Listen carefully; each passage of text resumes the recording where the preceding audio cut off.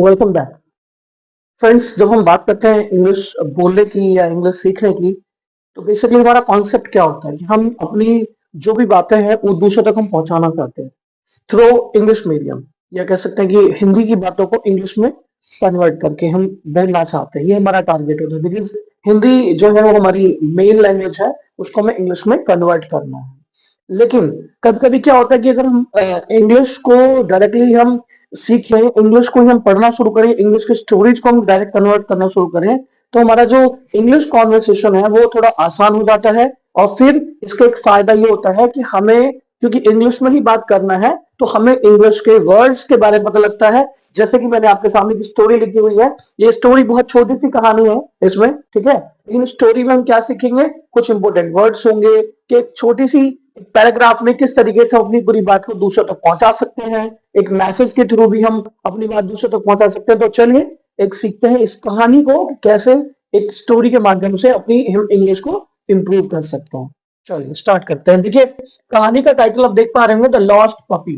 देखिए, lost puppy, अगर हम नॉर्मली लॉस्ट वर्ड को देखते हैं तो लॉस्ट का जो मतलब होता है वो होता है खो जाना, ठीक है। तो यहाँ पर जब हम कहीं खो जाते हैं तो हम उसको लॉस्ट वर्ड का इस्तेमाल करके बताते हैं। लेकिन जब कोई चीज खो जाती है तो भी हम उसको लॉस्ट ही बोलते हैं। एक तो होता है कि परमानेंटली खो जाना, कोई चीज खो गई है, आई लॉस्ट माई पेन, मुझे कहीं मिल नहीं रहा है, मेरा पेन खो गया है, आई लॉस्ट माई पेन। लेकिन कभी कभी हम प्रेजेंट में रहते हैं और तब भी हम कुछ चीज भूल जाते हैं।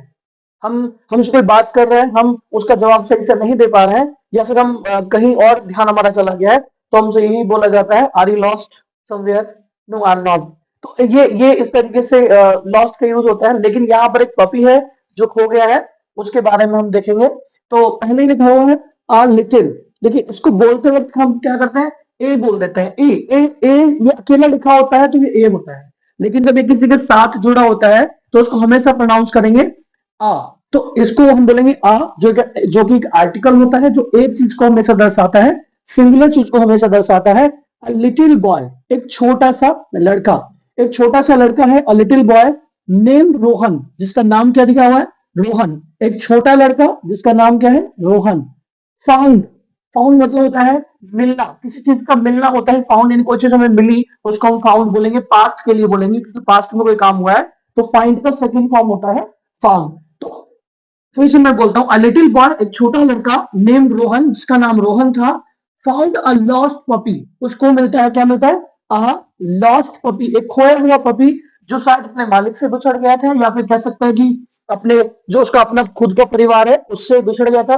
वो कहाँ मिला, इन।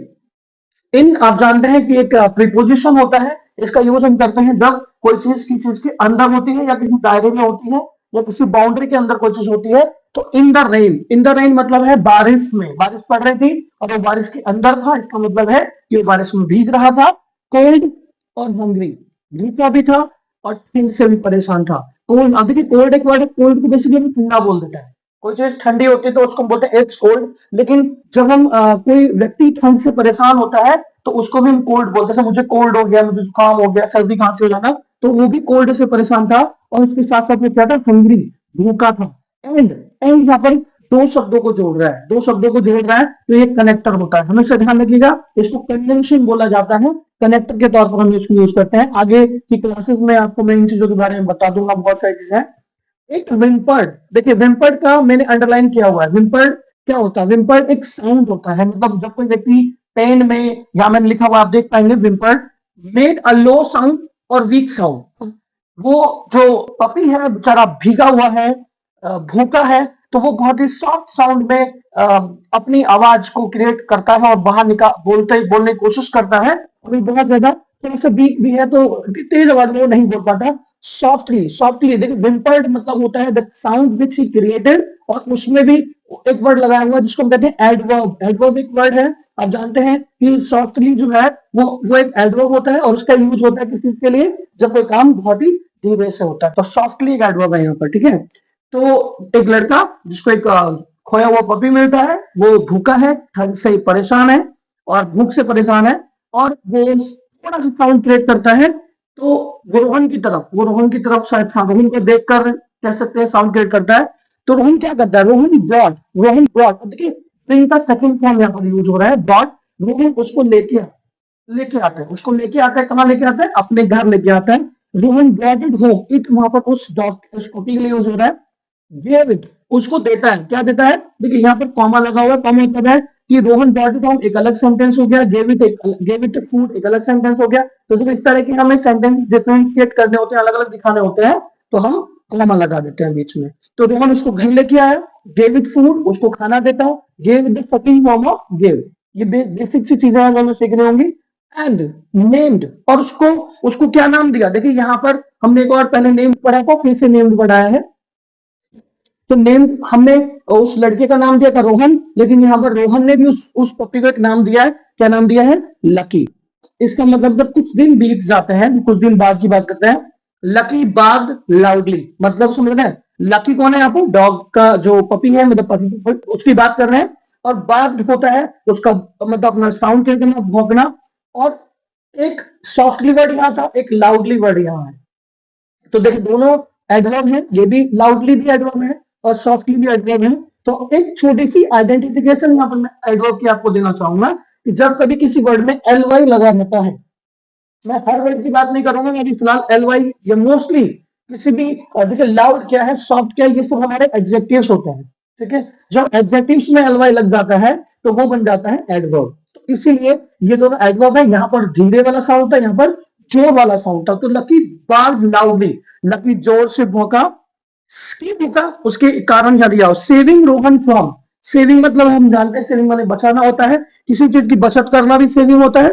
और यहाँ पर जो डॉग है वो बचा रहे हैं अपने मालिक को, तो उसको भी हम सेविंग बोलेंगे। सेविंग रोहन, रोहन को बचाता है, किससे बचाता है, फ्रॉम। फ्रॉम फिर से एक एडवर्ब यहाँ पर यूज हो रहा है, किससे बचाता है, अ स्नेक, यानी एक वहां पर सांप आ जाता है, सांप को देखकर रोहन तो ध्यान नहीं दे पाता उस सांप का, लेकिन वो डॉग उसे देखकर भौंकना शुरू कर देता है, पपी उसको देखना देखकर भौंकना शुरू कर देता है। तब यहाँ पर जब वो बच जाता है, रोहन को बचा ले जाता है सांप से, तो उन दोनों का द टू मतलब यहाँ पर हम उन दोनों की बात करें, द टू मतलब the is also an article जो है कि डेफिनेट आर्टिकल होता है, और यहाँ पर ए भी आर्टिकल था जो इनडेफिनेट आर्टिकल होता है। क्योंकि यहाँ पर द जो है वो उन दोनों की बात करें, दो पार्टिकल की बात करें जो बन गए, बिकेम मतलब बन गए या हो गए, क्या हो गए, इनसेपरेबल। इनसेपरेबल देखिए सेपरेबल एक वर्ड होता है जिसको अलग किया जा सकता है, इनसेपरेबल लगाते मतलब अलग नहीं किया जा सकता। दोनों क्या हो गए, इनसेपरेबल हो गए, दोनों का जोड़ी बन गया, दोनों का एक साथ एक तरीके से दोनों मजबूत रिश्ते में जुड़ गए, एक मजबूत भरोसा एक दूसरे पे करने लगे। ये क्या चीज प्रूव करता है, proving kindness always comes back, यानी कि अगर आप किसी के प्रति अपनी दयालुता दिखाते हैं तो वो किसी न किसी रूप में वापस आती है। बेसिकली इस कहानी से आपको शायद ये समझ में आ गया होगा कि मैं क्या समझाना चाहता हूं, कि अगर आप अपनी अपने आप से अपने ह्यूमन नेचर की वजह से अगर आप किसी के प्रति काइंडनेस है, ठीक है, तो आप उसको अपना काइंडनेस दिखाइए, क्योंकि वो वापस आएगी आपके पास। I don't know in which way, but वो वापस आती है।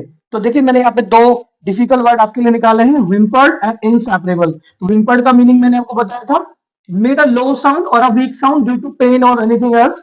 एंड इनसेपरेबल मतलब होता है अनएबल टू बी सेपरेटेड, जिसको अलग नहीं किया जा सकता, या कह सकते हैं वेरी क्लोज। तो आप चाहें तो कमेंट बॉक्स में इन दोनों वर्ड के ऊपर कुछ सेंटेंसेस बनाकर मेरे कमेंट बॉक्स में डाल सकते हैं। और अगर आपको एक क्लास मेरी पसंद आई हो और आप चाहते हैं कि मैं इस तरह की और वीडियोस बनाऊं आपके लिए, तो प्लीज मेरे चैनल को एटलीस्ट सब्सक्राइब कर लीजिए और सेव भी कर दीजिए, ताकि जिनको एटलीस्ट ये ग्रामर का प्रॉब्लम है, ये मैं कहानियों के माध्यम से मैं उनकी ग्रामर की प्रॉब्लम को खत्म करूंगा। उनको कोई रूल समझने की जरूरत नहीं है, कोई रेगुलेशन समझने की जरूरत नहीं है, सिर्फ कहानियां सुनेंगे और कहानियां सुन के वो कहानियां बनाएंगे भी और कहानियां बोलेंगे भी। तो thank you so much for this time. और ये जो आज का क्लास है ये मैंने इसलिए बनाया क्योंकि कहानी से हम लोग क्या करते हैं, कहानी में हमें तो सुनने में इंटरेस्ट आता है, और जब हम उसमें कोई वर्ड देखते हैं, डिफिकल्ट वर्ड देखते हैं, या वो किसी भी तरह के एक इजी वर्ड को भी देखते हैं, तो वो बार बार हमारे दिमाग में स्टक करता है।